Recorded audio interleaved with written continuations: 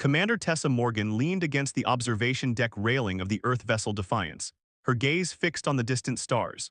20 years of military service had taught her to trust her instincts, and right now, every fiber of her being screamed that something was wrong. "Commander, you should see this," called Lieutenant Darius Powell, his dark eyes reflecting the blue glow of his holographic display. Anomalous readings at coordinates 227 Mark 48. Tessa straightened her uniform jacket and crossed the bridge with measured steps. "Define anomalous, Lieutenant." "It's shifting, ma'am, radiation signatures that don't match any known celestial body. It's almost as if it's trying to hide," Tessa finished, narrowing her eyes at the display. "How long has it been there?" Darius hesitated. "That's the concerning part. When I ran a comparative analysis against our previous scan records, similar signatures appeared in 12 different locations over the past 6 months. We just never had the right calibration to detect them properly." Tessa's jaw tightened. 6 months of undetected objects in Earth's solar system. "Alert Dr. Naomi Wright in Xenotech. I want to know what we're dealing with." 3 hours later, Tessa stood in the analysis lab as Dr. Wright. A brilliant scientist with silver-streaked black hair manipulated a three-dimensional rendering of the anomaly. "It's definitely artificial," Dr. Wright explained, expanding the hologram with a flick of her wrist. "And remarkably sophisticated. The device uses a form of adaptive camouflage that mimics surrounding space, but it's not just observing, it's analyzing." "A reconnaissance probe?" Tessa asked. "More like a comprehensive surveillance network. These devices are collecting data on everything: our communications, defense systems, resource distribution, biological makeup. They're creating a complete profile of humanity." Tessa felt a chill run down her spine. Someone's been watching us for how long? "Based on the degradation patterns of the oldest units we've detected, possibly years," Dr. Wright said quietly. "Maybe decades." The implications were staggering. Tessa turned to Communications Officer Rylan Chen. "Any transmissions from these devices?" "Nothing conventional," Rylan replied, adjusting his glasses. "But we've detected quantum-level disturbances consistent with instantaneous information transfer. If they're communicating, it's using technology far beyond our current understanding." "Prepare a secure briefing for Central Command," Tessa ordered, "and dispatch stealth drones to locate and monitor every one of these devices. Do not, I repeat, do not attempt to disable or interfere with them. We need to understand what we're dealing with first." As the crew dispersed to execute her orders, Tessa remained in the lab, studying the holographic representation of the alien technology. The question wasn't just who was watching them, but why they had remained hidden for so long. 2 days later, the Defiance approached one of the surveillance devices under stealth conditions. Through careful observation, they'd identified 18 such devices strategically positioned throughout the solar system. "We've decoded some of the data patterns," Rylan reported on the bridge. "It appears to be cataloging human response patterns to various stimuli, conflicts, resource scarcity, environmental changes, almost like they're assessing our threat level." Darius looked up from his station. "Commander, we're picking up a new signature, larger vessel approaching from beyond Neptune's orbit." "Battle stations," Tessa ordered calmly, "but maintain stealth protocol. Let's see what we're dealing with." The viewscreen activated, revealing a vessel unlike anything Tessa had ever seen. Its surface shimmered with an iridescent material that seemed to bend light around it, making its true dimensions difficult to discern. It moved with impossible grace for something its size. "They're retrieving the surveillance devices," Darius reported, "collecting them one by one." Dr. Wright entered the bridge, her expression grave. "Commander, I've completed analysis of the partial data we managed to intercept from the surveillance network. They refer to themselves as the hegemony, a collective of species that governs this sector of the galaxy." "And their assessment of us?" Tessa asked. Dr. Wright's expression darkened. "They've classified humans as a Category 3 species, limited technological advancement, fractured global governance, predictable behavioral patterns. Essentially, not a threat." Tessa's eyes narrowed. "They've underestimated us." "There's more," Dr. Wright continued. "The surveillance was phase 1 of a standard protocol. Phase 2 is resource acquisition. They're planning to take what they want from Earth," Tessa realized, "because they don't consider us capable of stopping them." The bridge fell silent as the implications sank in. Humanity had dreamed of first contact for generations, but not like this, not as a species deemed too primitive to be worthy of diplomatic engagement. "Track that vessel," Tessa ordered. "We need to know where it's going and what it's planning, and prepare a quantum-encrypted transmission to Earth." The hegemony may think humans are weak, but they're about to learn how dangerous we can be when threatened. As the alien ship disappeared into the darkness of space, Tessa Morgan stood resolute on the bridge of the Defiance. The silent invasion had been discovered, but the real battle was just beginning, a battle to protect Earth from a galactic power that had gravely misjudged humanity's will to survive. Diplomatic officer Jace Harrison straightened his formal uniform as the Defiance's shuttle approached the designated neutral meeting point, an abandoned mining facility on Ceres. After Commander Morgan's discovery of the Hegemony surveillance network 3 weeks ago, Earth's United Defense Coalition had debated endlessly about the appropriate response. Diplomatic engagement first, they'd finally decided. Show them we're civilized. Jace wasn't convinced it would matter. The hegemony had already classified humanity as insignificant, but perhaps that misconception could work to their advantage. Approaching docking bay, announced pilot Freya Nakamura, her hands steady on the controls despite the tension in her voice. Atmospheric readings normal, no detectable weapons signatures, but that doesn't mean they're not there. Jace nodded. Remember, we're here to establish dialogue, not provoke. Everyone maintains protocol. The small diplomatic team consisted of Jace, two security officers, Marcus Akafer and Valentina Petrov, and xenolinguist Dr. Haruki Tanaka. They'd prepared for this moment with limited information and unlimited anxiety. As the airlock cycled open, Jace took a deep breath and stepped forward into the facility's main chamber. The space had been transformed, the utilitarian mining equipment removed and replaced with what appeared to be a formal reception area, though the aesthetics were distinctly alien. Soft, pulsating light emanated from nowhere in particular, and the air carried a faint scent like ozone after a lightning storm. Three figures waited at the center of the room. Two were clearly guards, tall, muscular beings with iridescent scales covering their bodies and four-fingered hands resting on what Jace presumed were weapons. Between them stood a slender, elegant creature with silver-white skin that seemed to shimmer with an internal light.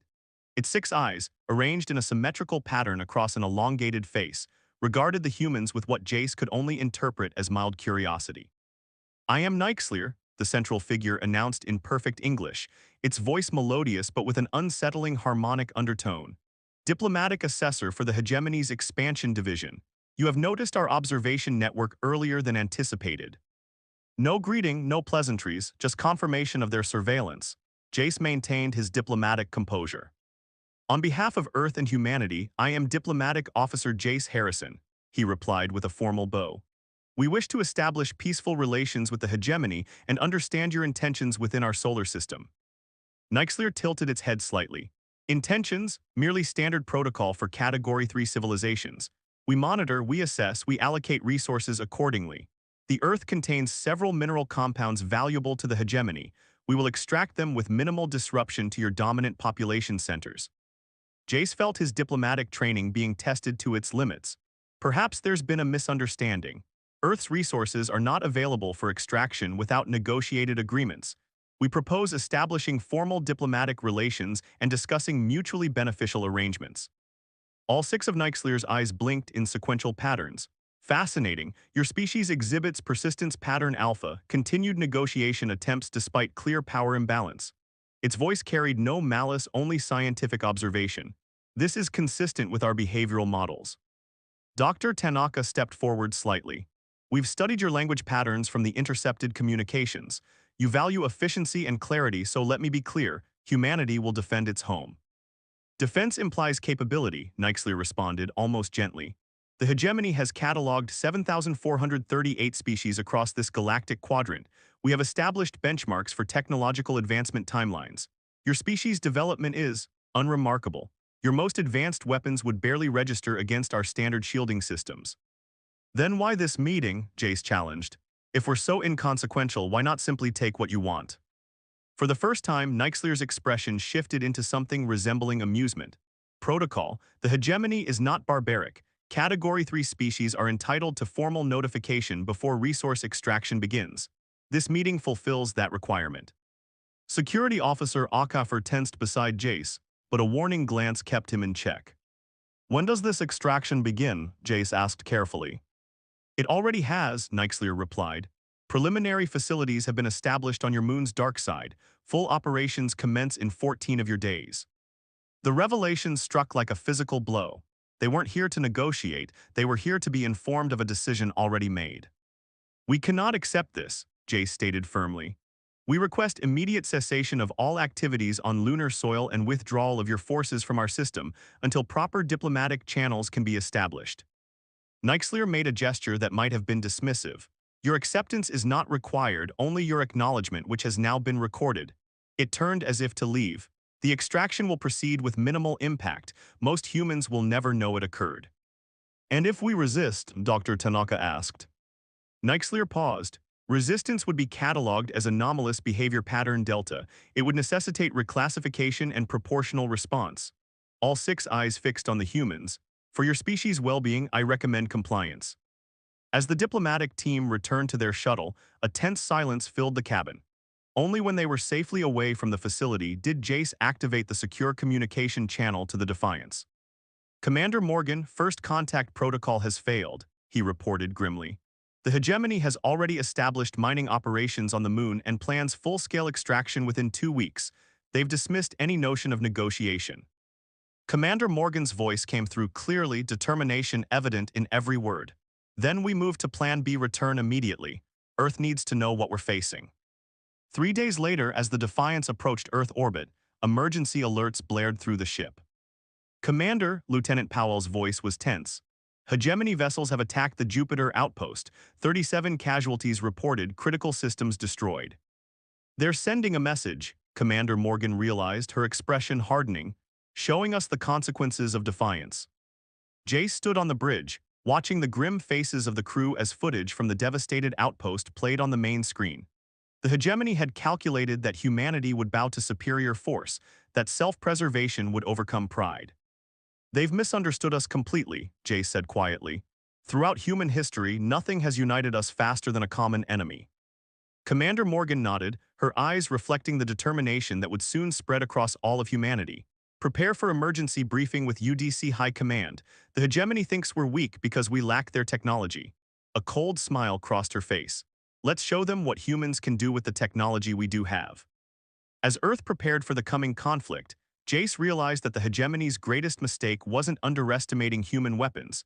It was underestimating human resolve.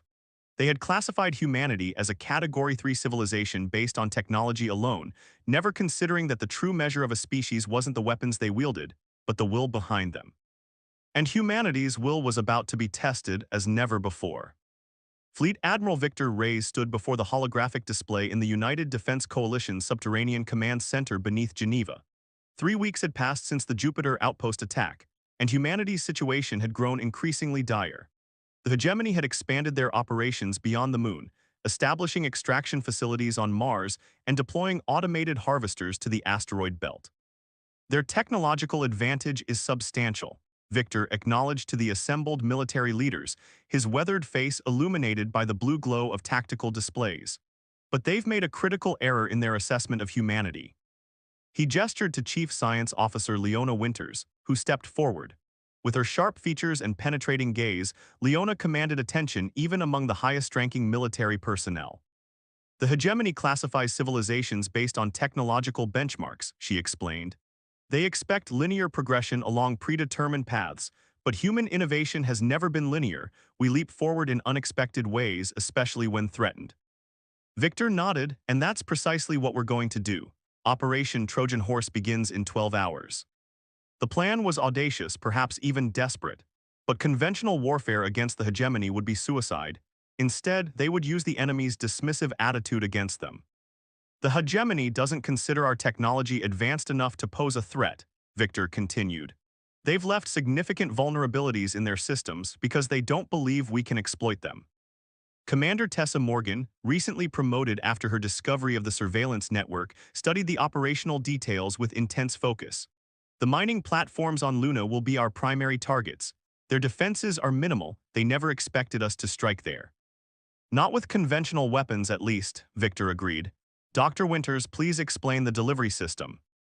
Leona activated a detailed schematic of what appeared to be standard commercial transport vessels. These are our Trojan horses. To the hegemony's sensors, they'll register as routine supply shuttles. Their hulls have been modified to absorb and mimic hegemony scanning frequencies. And their payload? Asked General Rodriguez from the South American Coalition. Quantum disruption devices, Leona replied with a hint of pride. Not particularly advanced by hegemony standards, but they don't need to be. The QDDs target the unique crystalline components we've identified in their communication systems. Tessa leaned forward. How did we develop these so quickly? We didn't, Leona admitted. They're repurposed from quantum computing research. Not elegant but effective, like using a sledgehammer instead of a scalpel. Victor smiled grimly. Sometimes a sledgehammer is exactly what you need. As the briefing concluded, Victor pulled Tessa aside. The Defiance will coordinate from lunar orbit. I need your eyes on this, Commander, if anything goes wrong. Nothing will go wrong, Tessa interrupted with quiet confidence. The hegemony expects us to cower or launch a futile frontal assault. They don't understand human creativity or human stubbornness. 12 hours later, Operation Trojan Horse commenced. 28 disguised transport vessels departed Earth orbit under the guise of routine lunar traffic. The hegemony's monitoring systems registered them but assigned low priority, just humans continuing their primitive operations, unaware or unwilling to acknowledge that their moon now belonged to superior beings. Aboard the Defiance, positioned in the shadow of a lunar crater, Tessa and her crew monitored the approaching transports. Hegemony patrol vessel at coordinates 45 Mark 72, reported Lieutenant Powell, implementing sensor ghost protocol. A tense silence fell over the bridge as the Defiance's experimental technology created false sensor readings, effectively rendering them invisible to the patrol. It wouldn't work for long, perhaps minutes at most, but it didn't need to. Transport Group Alpha in position, Communications Officer Rylan Chen announced. Awaiting execution order. Tessa took a deep breath. Send the signal, Operation Trojan Horse is a go. Across the lunar surface, the seemingly innocuous transport vessels simultaneously released their payloads, not bombs, but swarms of miniaturized drones carrying the quantum disruption devices. Too small to trigger defensive systems calibrated for military craft, they infiltrated the hegemony mining facilities within seconds. QDDs activating in 3, 2, 1, Rylan counted down. The effect was immediate and devastating. The crystalline components in the hegemony's communication systems shattered at the quantum level, creating cascading failures throughout their network. Mining platforms went dark. Automated defenses shut down. The sophisticated alien technology, so far beyond human capabilities, suddenly found itself vulnerable to the electronic equivalent of a Stone Age club. All primary targets neutralized, Lieutenant Powell reported, unable to keep the amazement from his voice. Secondary systems failing across the board. Deployment teams proceed to Phase 2, Tessa ordered. From the transports emerged Earth Special Forces teams in experimental combat suits, another technology the hegemony had dismissed as primitive. They moved with practiced efficiency, securing the now defenseless mining facilities and capturing vital hegemony technology. Commander Rylan called urgently, incoming transmission, it's Admiral Reyes. Victor's face appeared on the main screen, his expression both triumphant and grave. The lunar operation is a success, but we've detected increased hegemony fleet activity near Saturn. They're mobilizing, Commander. They didn't expect resistance, Tessa noted, certainly not effective resistance. We've bloodied their nose, Victor agreed. But now they'll take us seriously. That's both good and bad. They'll no longer underestimate us, but they'll also no longer hold back.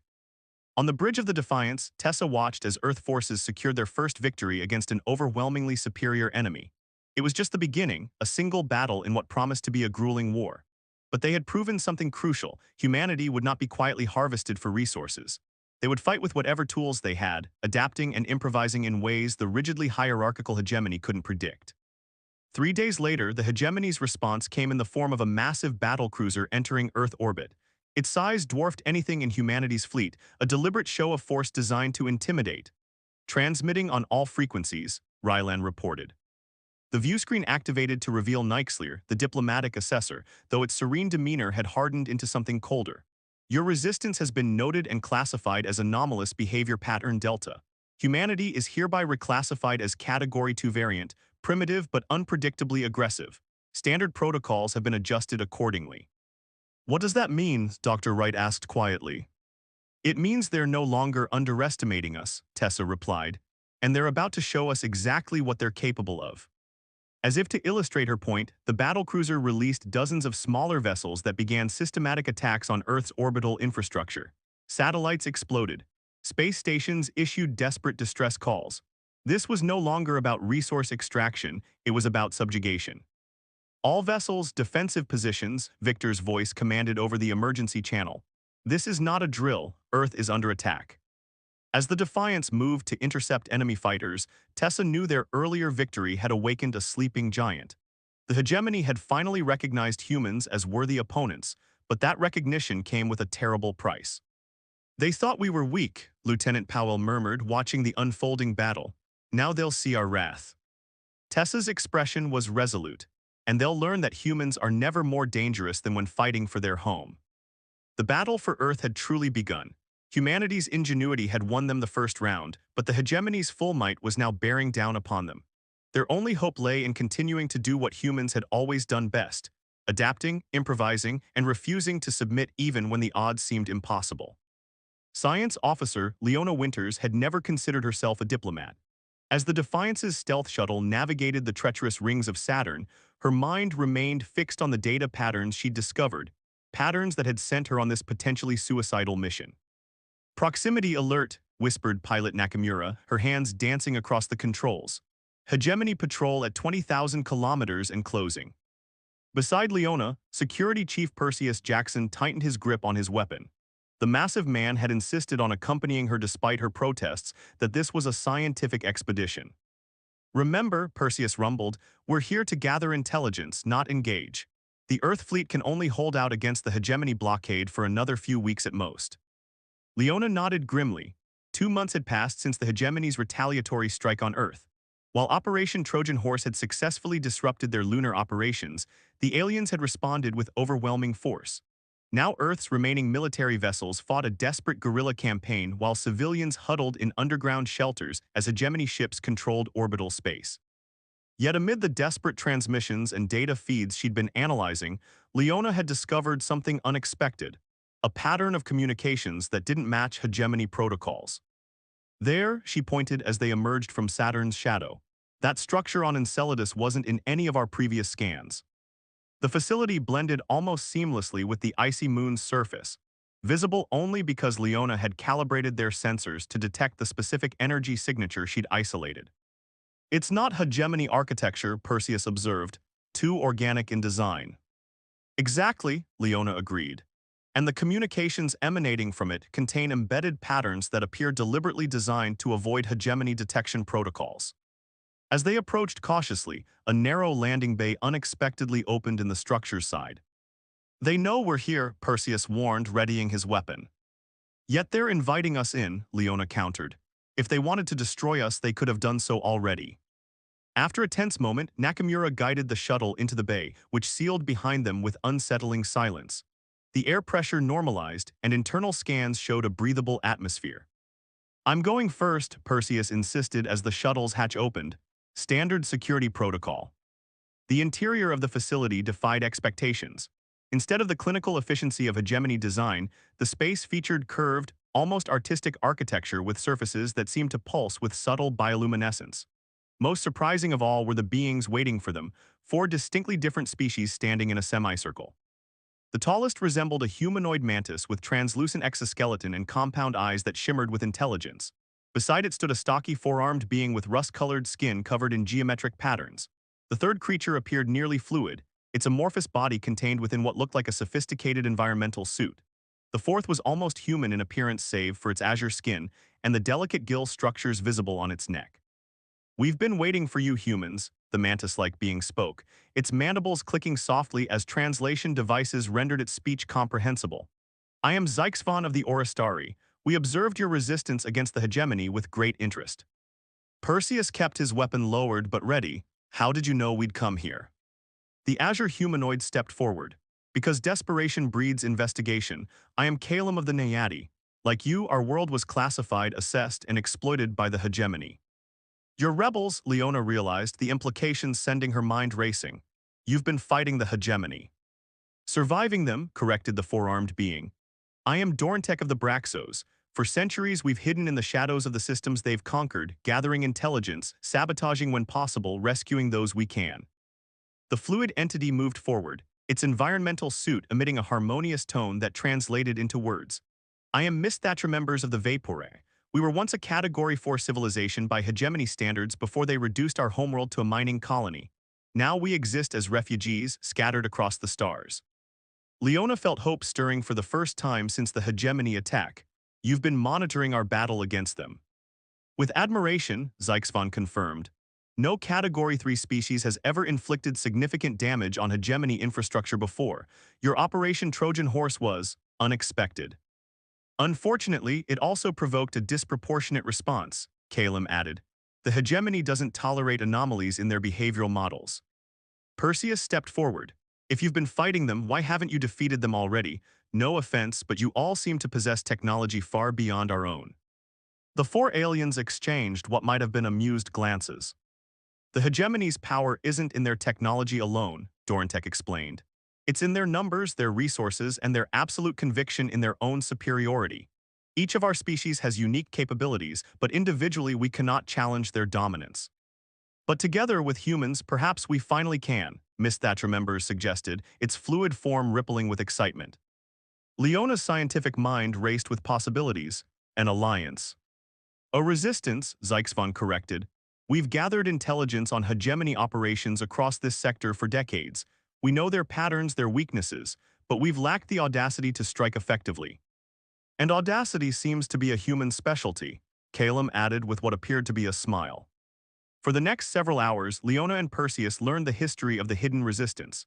Each species had suffered under hegemony rule, planets stripped of resources, populations displaced or enslaved, cultures systematically dismantled. Yet each had also preserved unique knowledge and technology the hegemony had failed to eradicate. The Oristari possessed biotechnology that could interface with and disrupt hegemony systems. The Braxos had developed stealth technology that rendered their small fleet invisible to hegemony sensors. The Naiadi were masters of quantum communication that couldn't be intercepted. And the Vaporia, despite their displacement, maintained vast information networks tracking hegemony movements across the galaxy. Why approach us now? Perseus asked finally. Why not when the hegemony first entered our system? We needed to see what you would do, Zyxvan replied honestly. Many species simply surrender when faced with hegemony might. Others fight briefly, then accept subjugation as inevitable. Humans did neither, Dorntech observed. You adapted your primitive technology in ways that caught the hegemony completely unprepared.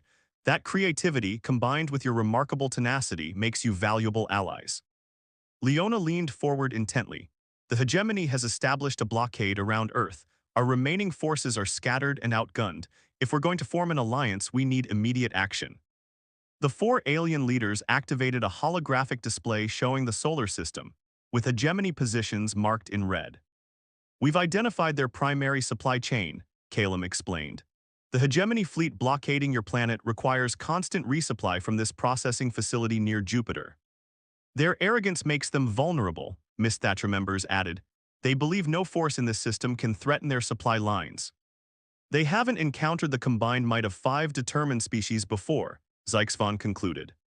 As plans were formulated for a joint strike against the hegemony supply chain, Leona stepped away briefly to contact the Defiance. Commander Morgan needed to know about these unexpected allies. You're proposing we trust beings we've just met with the fate of our planet? Perseus questioned privately. Leona studied the assembled aliens as they eagerly discussed strategy with a passion that mirrored humanity's own desperate determination. We share a common enemy and a common goal. Sometimes that's enough. And if they betray us, then we're no worse off than we are now, she replied pragmatically. But I don't think they will. The hegemony made the same mistake with each of their worlds that they made with Earth. They classified, categorized, and dismissed them. They failed to recognize that intelligence and will to survive transcend technological benchmarks. 3 days later, as the combined fleet of human and alien vessels prepared for their counterattack, Leona stood on the bridge of the Defiance beside Commander Morgan. The viewscreen displayed ships of 5 different designs, each representing a species the hegemony had underestimated. They thought we were isolated and weak, Leona observed. They never considered that their pattern of conquest would eventually create its own resistance. Commander Morgan nodded, her expression resolute. The hegemony is about to learn that the galaxy's so-called primitive species have evolved something they apparently lack, the ability to form bonds across differences when faced with a common threat. As the Allied fleet moved into attack position, Leona reflected on the irony. The hegemony's methodical classification system had created the conditions for its own greatest challenge. By dismissing so many species as insignificant, they had unwittingly forged a weapon against themselves, a diverse alliance bound by shared defiance. All vessels report ready, Lieutenant Powell announced, commencing Operation Unity in 3 minutes. For the first time since the hegemony's arrival, Leona felt something beyond hope. She felt certainty. The combined knowledge and determination of 5 species, each bringing their unique strengths to bear against a common enemy. The hegemony had never faced such an alliance before. They were about to discover just how dangerous primitive species could be when they stood together.